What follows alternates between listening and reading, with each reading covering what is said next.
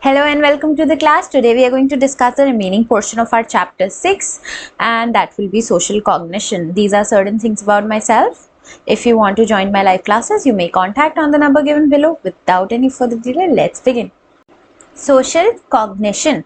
What do we think about others and what others think about us? So cognition is basically gathering and analyzing information about everybody out there in the society. So हम किस तरीके से society के बारे में सोचते हैं या स्कीमास या फिर हम कह सकते हैं कि डिफाइनिंग यूनिट्स बनाते हैं, उसी को कहते हैं सोशल कॉग्निशन. सो इसमें हमारे जो मेंटल स्ट्रक्चर है वो फॉर्म होते हैं. जैसे कि इफ आई से furniture, so you know a table और अ chair or let's say dressing table, these are certain things that comes under the whole realm of furniture.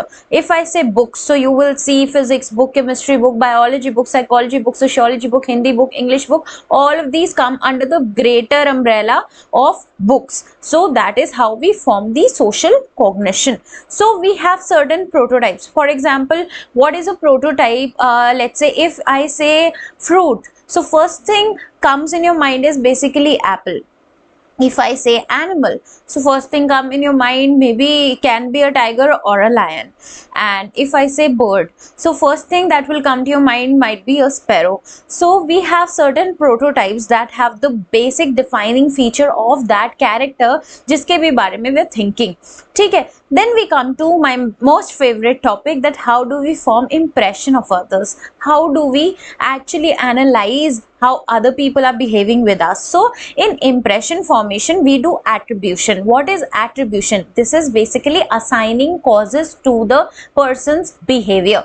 Okay, so how do we assign cause to others behavior? Hindi में समझते हैं. It's like really difficult for you to understand in English, so we'll understand it in Hindi also. So हम किस तरीके से किसी के behaviour को एक वजह देते हैं या फिर एक कारण से समझते हैं कि हाँ ये लड़का इस लड़के को मार रहा है, जरूर इस लड़के ने ही कुछ किया होगा. अरे ये लड़का इसको मार रहा है, जरूर ये लड़का ही बहुत ही ज्यादा खुखार होगा. So these are certain things that we have to keep in mind, that if we are giving environment as a cause or we are giving the person himself or herself as a cause, तो हम attribute करते हैं, that is assign करते हैं cause to other person's behavior.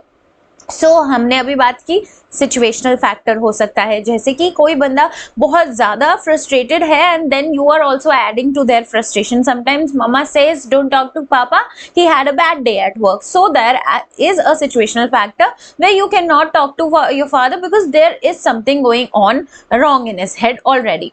Then nature of the information available to the perceiver. So now I don't know, I am a kid, like let's say I am a kid and I don't know if my father really had a bad day. I went on jumping saying ice cream lao, ice cream lao, ice cream lao, and the information that I had was just my father has come from work to home, nothing related to what has happened with him. So in that situation we don't have the proper information, and that is why we are going to behave in a different manner. We are going to interpret his anger or his irritation in a different manner than the personality of a perceiver. If I think that whatever I see in other individual is just because their personality or just because of their environment, then that is also going to affect my impression formation or attribution. Then we have social schemas of the perceiver. So social schemas are basically a schema about the society. Schema is a general framework that you have made up in your head about everybody and the society. So first of all, in the process of impression formation, we actually select. If you have seen an individual and you said that wow what a good person, wow what a great personality, wow what a great man, or if you have said gee he's not a good man, oh he teases everybody, oh I don't like him. So all of these two sorts of impression that you have made about an individual are basically formed on certain grounds. What are these grounds? First of all, you selected the information. You saw that man only doing pro-social activity, altruistic behavior, or things that are very good in nature, but on the other hand you saw person B doing all the negative things of their life. So you have made such an impression about that person. So first of all, you have selected the information to form an impression. Then organization. Now you organize it systematically कि ये information has to be on the top, that this person is very helpful, this person is very caring, this person is very understanding, this person takes care of me. And on the other side, if you are talking about person B, you say this person is very nosy, this person is very noisy, this person is very intrusive, this person is not having, does not have any manners, this person has so much what do we call it, arrogance. So that is how I've organized information about person A and person B. So my impression for person A would be, wow, what a great man, but for B, ew. So then we have inference. Now we form an inference, that is, you are actually concluding about that person, keep this person having these characteristics are ew or like not good, and this person having all these characteristics is basically a good person.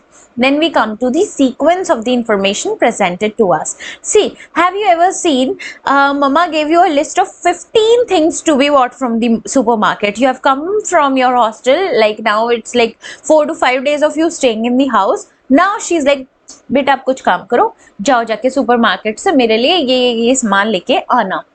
If you don't have the list in paper, or you forgot the list, ठीक है, you were using your Instagram, so you forgot the list at home. Now you're worried कि इतना सारा efforts have put in to come to the supermarket, what do I do? You will observe that you will remember either the first, if you have read the list, either the first of the content or the last of the content, but you miss out on the middle of the content. Just try to memorize a list of words like 20-30 words, and you will see that even after memorizing several times, you will remember either the first or the last. It's the primacy and recency effect. Primacy is basically what you have seen first, you remember it faster and you make here in the impression formation. Primacy effect is if you have taken certain informations like first, then you make all your impression about that person based on that first information, that this person was very helpful, very understanding, very caring, very tolerant, so that is why this is a great man. But sometimes you actually remember the last information, so here you actually take the stronger influence of that person being noisy, nosy, intrusive, not so tolerant and arrogant. So now you're going to form the impression on the recency, that is the last information that you got. Now halo effect. So halo effect is basically a particular set of positive qualities of the person has been like overemphasized. What if this person is very dominating and very arrogant and not so good with their own wife and children and just being pretending in the society setup, like other politician, not naming them, and other very motivational speakers there on YouTube, not naming them again. So what if that? But we formed the impression already based on certain positive set of qualities of that person. Then we come to attribution and causality. Now it's causality. You are going to attribute, you are going to assign cause to a particular behavior of the person कि अगर दो लोगों की पिटाई मारपीट चल रही है तो क्या हुआ होगा. So we do make certain errors in attribution. कभी कभार सोचा है या जाना है कि यार गलती कर दी इसके बारे में ऐसे सोच के, तो ऐसा इंसान था ही नहीं, ऐसा इंसान थी ही नहीं. So क्यों? First of all, we have to look fundamental attribution error. So fundamental attribution error is always about the other person's behavior, whereas in actor-observer bias or actor-observer effect, it is also about yourself and also about the other person. So first of all, you have fundamental attribution error. Here in this, you do something that is, you are always interpreting other person's failure as their internal trait or personal disposition. For example, if somebody fails a test, you are like, padhta hi nahi hai, he is not hardworking, he doesn't care about the studies, so he's just a bad boy. Whereas in this actor-observer factors, you pay attention to internal factors of yourself for the success and external factors for the failure, and for others, you do the opposite. For success, you gave attention to the external factors, whereas for failures, you give the attention to the internal factors. Where you are an actor, you are, let's take an example again here. So I was stuck in an traffic before going to an exam. So I will say that I studied so hard, but this traffic made me like stuck in it, and that is why I was late for the exam, and that is why I scored less, because I got little time to write the exam. Whereas in the say when you are not an actor but an observer, you are going to say no, this person might have like not slept early at night, and this person might have been sleeping till now, and this person was not so what do we call it, conscientious and disciplined that this person could come on the time. So this is certain internal trait of this person to be lazy, that is why they came late. Now actor ने अपने आप को बचाया by giving the external factors more importance when they were failing, and observer ने मतलब जब हम observer थे तो हमने वो दूसरे वाले इंसान को फंसाया by saying that no, their internal traits are wrong. So that is when we make attribution errors. हो सकता है ना वो भी उसी ट्रैफिक में फंसा हो जिस ट्रैफिक में आप फंसे थे. So we should not attribute anybody's behavior like Then we have behavior in the presence of others. So now social facilitation की theory normal triplet ने दी थी. हम जब किसी के सामने behave करते हैं, that is totally different from what we actually behave when we are alone. Sometimes I'm not talking about bathroom dancing and singing. I'm actually talking that if you are around others, like Norman Triplett did the study on cyclists, that when cyclists were cycling alone, they were cycling a little slower than when they were competing or when they were doing it in the presence of others. So presence of others actually give you evaluation apprehension. Why you see some people don't able to are basically not able to speak in front of others, like even in their own native language which they actually know, because they have evaluation apprehension. They think that अरे बोलेंगे तो कुछ मजाक ना उड़ जाए, अरे बोलेंगे तो हो सकता है मेरे बारे में कुछ गलत सोचे, या फिर पता नहीं मैं अच्छा बोल भी पाऊंगा कि नहीं, या फिर यार ये लोग क्या सोचेंगे. तो ये डर जो होता है हमारा because of other people's presence is known as evaluation apprehension, and that is how या तो अगर इंसान का काम बहुत अच्छे से उसे आता है, if the person actually knows how to deal with that job, तो वो इंसान बहुत अच्छे से उसको करेगा, like the performance will increase. So that is social facilitation. On the other hand, if the person is just an amateur or just a pupil of that subject and they are told to teach in front of principals and directors of the school, then that person might not be able to actually function properly, because their evaluation apprehension is taking away all of their little bit energy of doing that job to social, actually not facilitation but actually social degradation of that behavior that they were about to do. Then we come to social loafing. It is also known as free rider effect. Free rider मतलब जो free में ride करके चल देते हैं. For example, if you have seen in your group setup, in your group projects, there are certain people who doesn't do any job. They'll be like हाँ ये तुम कर लो, हाँ ये तुम कर लो, हाँ ये तुम कर लो, खुद वो कुछ भी नहीं करते हैं when they're working in a group. So it is basically diffusion of responsibility when you're working in the group. So जब भी आप ग्रुप में काम कर रहे हैं, आप अपनी रिस्पॉन्सिबिलिटी को ऐसे ही हटा दे रहे हैं कह के कि ये सब कर लेंगे, बाकी मुझे क्या मतलब है. So that is known as social loafing. When you're working in the group, you don't put in effort. Okay, then we come to pro-social behavior. So pro-social behavior is also sometimes referred as altruism, but altruism is basically a tendency and not a behavior.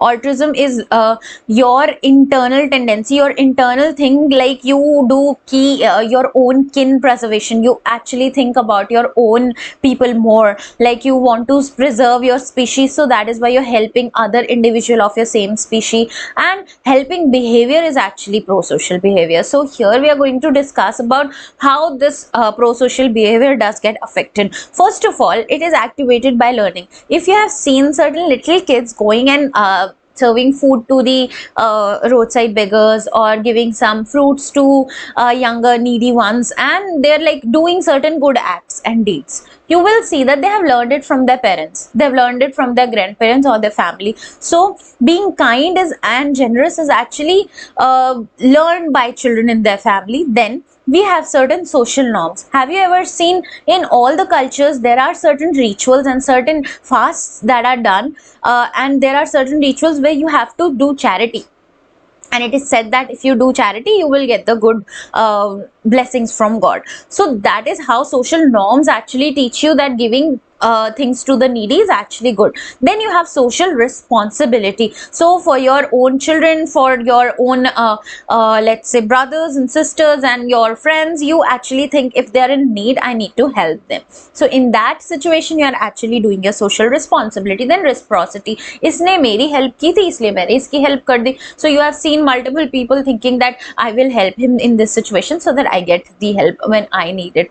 Then you have equity, help when it is fair to do so. For example, you are actually giving things to someone who actually doesn't need it, giving food to well-off wealthy children and not giving it like in the social norm perspective, and not giving it to the beggars or to the needy children is not basically good. So in equity, go help those who need it the most. Then we have pro-social behavior, which is exhibited who are very empathetic. That is not sympathy, oh bichara, no, empathetic, I can feel what you're feeling, being putting yourself into other person's shoes, so that is empathy. Then we have pro-social behavior actually maybe reduced when there are many bystanders. So have you ever seen a road accident? In a road accident, there are multiple people around there making reels, clicking shots, and all of that they're doing with the whole accident setup, but they're not helping, thinking that ये कर लेगा, मैं क्यों करूँ, वो कर लेगा. और कभी तो हम अपनी कार लेके निकल भी जाते हैं thinking that इतनी भीड़ है, कोई तो help कर ही देगा, why should I bother. Then we have with that we are actually done with our 6th chapter. Wow, that is great. Most of our syllabus for board exam of grade 12 is done. Have a good day and tata, bye bye.